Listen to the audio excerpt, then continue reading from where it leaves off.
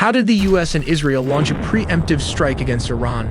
Well, they used a devastating tactic called time on target. With 2 aircraft carriers and a fleet of destroyers, they calculated the exact math so Israeli jets and US cruise missiles hit their marks at the exact same second. Israel's main goal is assassinating Khamenei and the top leadership, while the US pounded military targets and other high-value industry. But why did Iranian air defenses fail to activate? Because the US fights with a different kind of technology using electronic warfare from space, sea, and air. They completely blinded the Iranian radar just as destroyers launched a swarm of cruise missiles to wipe out the anti-air systems. But wait, the war is still not over. Iran still has thousands of ballistic missiles and drones, so they hit American and Middle East allied bases, and right now, almost everyone is an open target. On February 28, 2026, the United States and Israel launched a major coordinated military offensive against Iran. Israeli officials have called their offensive Operation Roar of the Lion, while the US operation has been referred to as Operation Epic Fury. The message behind the Israel and US strike was clear. This wasn't just a show of force. This was a targeted move to assassinate the supreme leader of Iran. As stated, this wasn't just a random military strike. The ultimate target was the supreme leader's own compound. Missiles dialed in on highly sensitive areas. We're talking specifically around University Street, the Jamhuri district, and near Pasteur Street. If you know the layout of Tehran, you know exactly what this means. This zone isn't just another neighborhood. It is the absolute nerve center of the Iranian government. It houses the primary, day-to-day offices of Ayatollah Ali Khamenei. But here's the catch. The IDF says they got him. An Iranian military says Khamenei was not inside his offices when the missiles actually made an impact. The strike may have leveled the compound, but the target slipped away. And right now, the entire region is holding its breath waiting to see what happens next. But reports says Israel says Khamenei's body has been found and he is confirmed dead. Listen, that first wave? It didn't hold back, not even a little. We're talking about a perfectly synchronized, overwhelming assault. The entire goal was to blind and cripple the regime all at once. First, they hit Karaj, just completely ripping through their critical industrial and aerospace hubs. Then, Tehran, the capital, rocked. Any illusion of safety they had was just completely shattered. They didn't stop there. They struck Qom, sending absolute shockwaves right through the ideological heart of the country.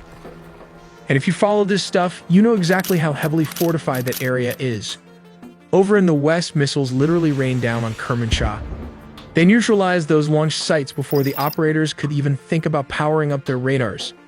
And then there's Isfahan, the absolute crown jewel of their nuclear and drone programs.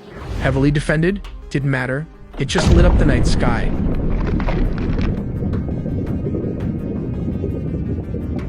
But how did the US and Israel actually pull off a preemptive strike on Iran?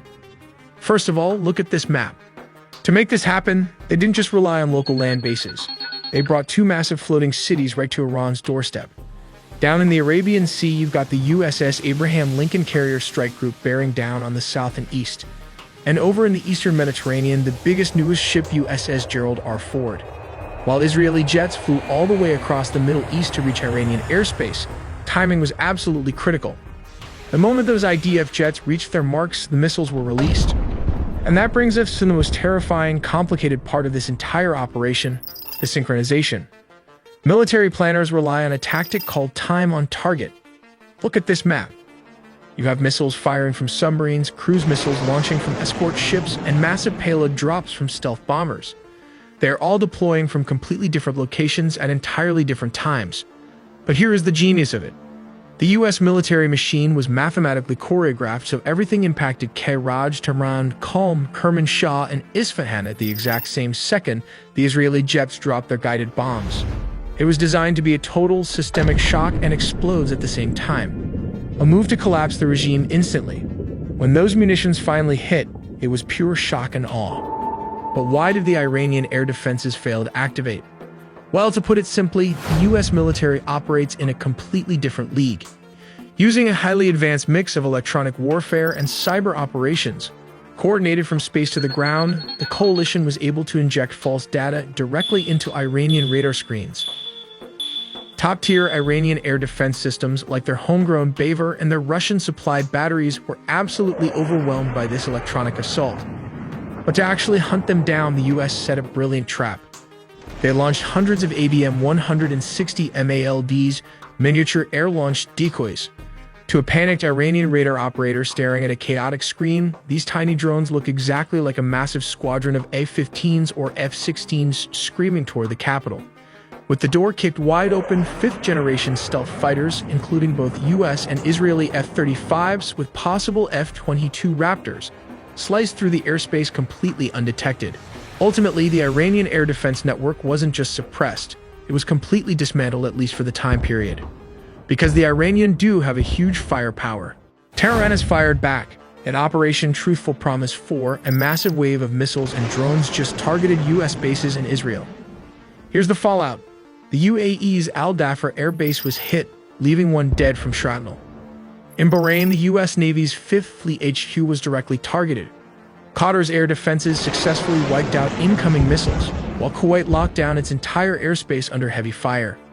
Meanwhile, nationwide sirens are blasting across Israel, with massive mid-air interceptions lighting up the skies over Tel Aviv and Jerusalem. If you don't want your phone and emails to get compromised like that, you should get this military-grade VPN. Think of Surfshark VPN as your frontline defense. It scans and detects threats, alerting you to thousands of dangerous emails. You can use this web content blocker. All you do is enter the phone's information, pick the types of websites you'd like to block, and then save it. That's it. Your children is protected from any inappropriate or dangerous content. Beyond that, it includes a robust antivirus software to shield your devices from viruses, malware, and tracking by ads, bots, or third parties. Finally, with Surfshark VPN, a single subscription covers not just you, but also your friends or even your entire city if you wanted.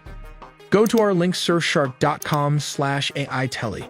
By buying through the promo link, you will get 4 extra months free, assured by a 30-day money-back guarantee. But how did Israel manage to fly all the way to Iran? At 9 in the morning, Israel launched more than a dozen aircraft, but it's a complicated process. They have to navigate or entirely bypass the airspace of neighboring countries like Syria and Iraq. To avoid hostile air defenses, defense analysts estimate the actual flight distance to reach central Iran is between 930 and 1,240 miles each way. Although these routes may seem straightforward, they involve complex planning, including calculations for air refueling and coordinating attack aircraft to pass through Jordan, Syria, and Iraq. Israel and U.S. strategy was to attack Iran in 3 waves.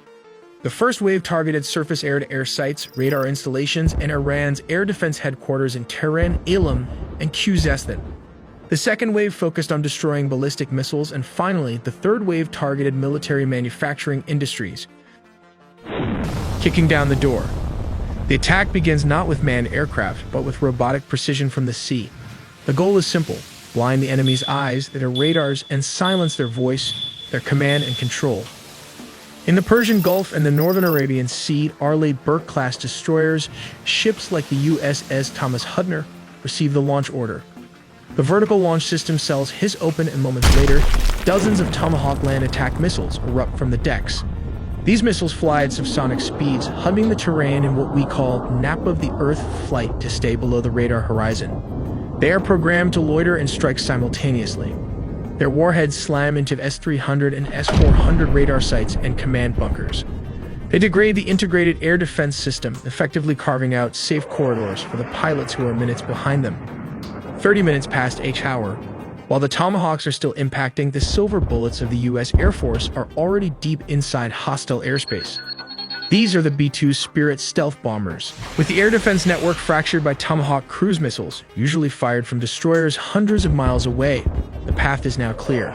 Now comes the strategic sites like nuclear bunkers, which can be bombed by B-2 Spirit, the tip of the spear. Launching from bases in Jordan and the UAE, squadrons of F-15 East Strike Eagles roar into the theater. These are the bomb trucks of the operation. Each F-15 is heavily laden with GDAMs and small-diameter bombs. Interestingly, it can carry up to 19 GDAMs or 28 small-diameter weapons. While the B-2s hit the deep bunkers, the F-15s hunt the mobile targets. Their ADSA radars scan the ground for ballistic missile launchers hiding in valleys. Working in pairs, they drop precision bombs on missile convoys, hangars, and secondary command nodes. Once they are Winchester, out of ammo, or low on fuel, they don't go home yet. They connect to this tanker common launch tube that fits into almost any aircraft's existing fuel hatch. They retreat to those tanker tracks established in Phase 1, taking on thousands of pounds of jet fuel in midair before turning back for a second sortie. 2 hours pass each hour. To sustain the pressure, the U.S. Navy's floating air bases enter the fight. Cruising in the Arabian Sea, a carrier strike group turns into the wind. Steam and electromagnetic catapults begin launching aircraft every 30 seconds.